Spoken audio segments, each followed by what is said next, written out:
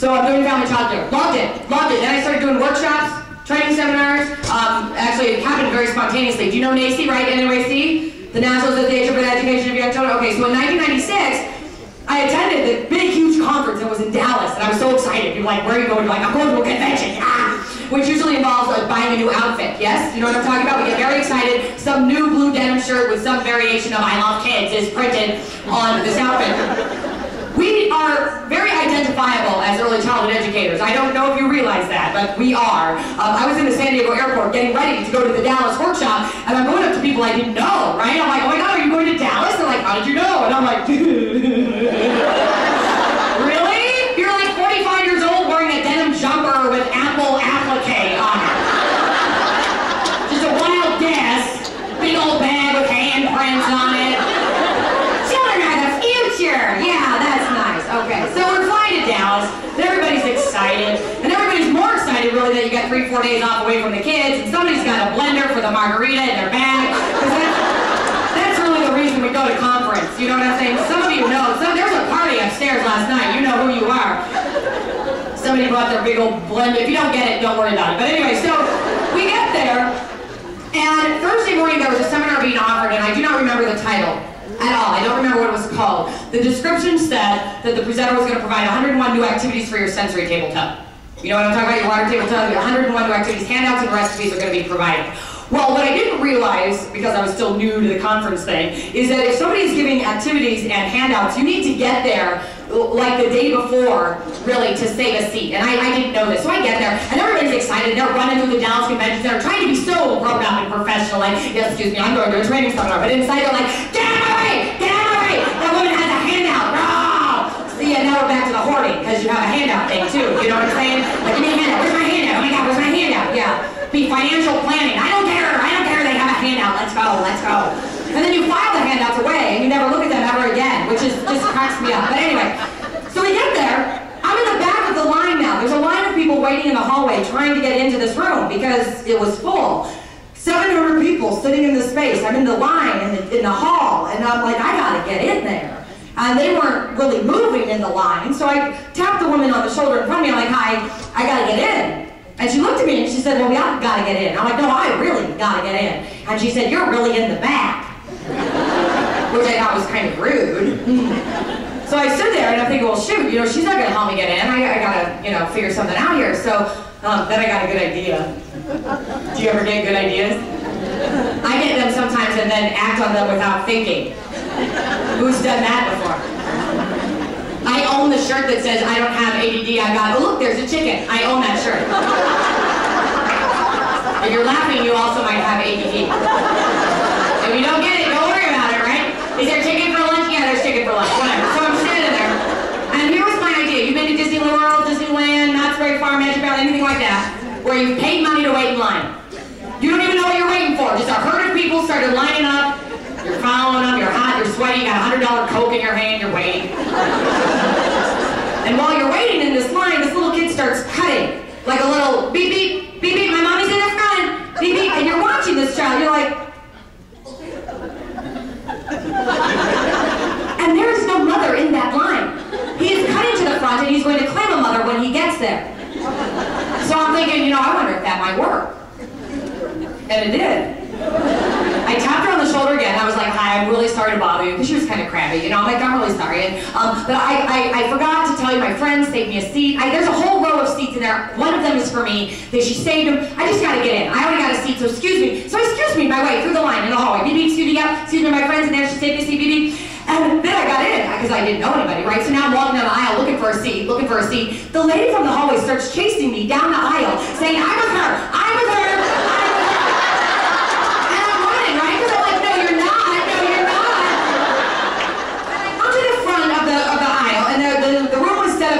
Chairs. And there was a lady right in the front row, and she was doing the personal space expansion. You know what I'm talking about? Like the bags on the chair, like your stuff has its own spot. And I like, move your stuff, because I knew nobody was coming. So she moved her stuff, and we started talking, because that's what we do. Some of you got here early. We're nice people, early child people. You know, we're made friends. Hey, where are you from? What age group do you work with? Oh yeah, we'll stay in touch. Yeah, okay. So we're talking. She was from Colorado. I forget her name. And we're talking. We're chatting. We're talking for a while. And then we're like, you know, we've been talking for a long while. When does this start? And a side door opened and somebody from the conference came in at that moment. She had on a suit, she had a name tag, she had a clipboard, she had a walkie-talkie, so we knew something was wrong, right? She walks up, she comes up on the riser, she takes the microphone, she says, hello, good morning everybody. I'm really sorry to have to tell you that we have no idea where your presenter is. And that little noise you guys just made, multiple 700 people made that sound. And nobody asked, is she all right? Is she okay? Was there an accident? Nobody cared. 3 ladies in the back were like, did she ship those handouts? Where are those handouts?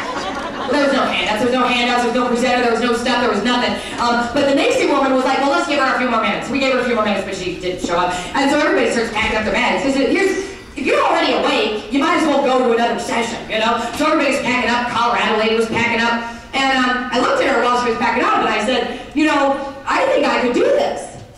And she said, do what? And I said, I could get up there and share some activity ideas with everybody. I think that'd be kind of fun, actually. She stopped packing and she looked me in the face and she said, I dare you. I dare you. Guess what I did? I got up on the stage, I grabbed the microphone, I was like, hello, good morning, I'm Lisa Murphy, and I'm not the presenter. Because I am not stupid. What did I not have?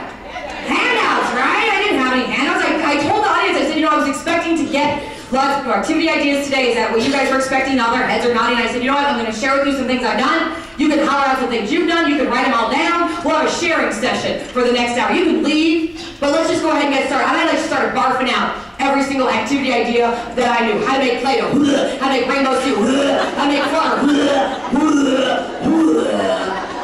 And all I saw in the audience for an hour was this. Watch me. Their heads were bent over. They're just like... And everybody was just frantically writing everything down. And every now and again, a face would pop up and be like, how much cream and tartar? 6 teaspoons. Thank you. Write it down. 6 teaspoons. How much flour? 4 cups. Got it. Thank you. 4 cups of flour. Let's go. Let's go. Write it down. Write it down. Write it down. And at the end of the hour, they stood up and clapped. And I'm not gonna lie, it was pretty cool. And it wasn't just like, I mean, it was like, and this one woman came running down the center aisle like she just won on The Price is Right. Have you ever seen that?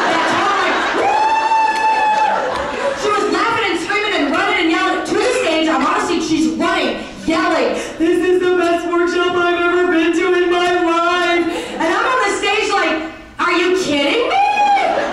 I just made this up.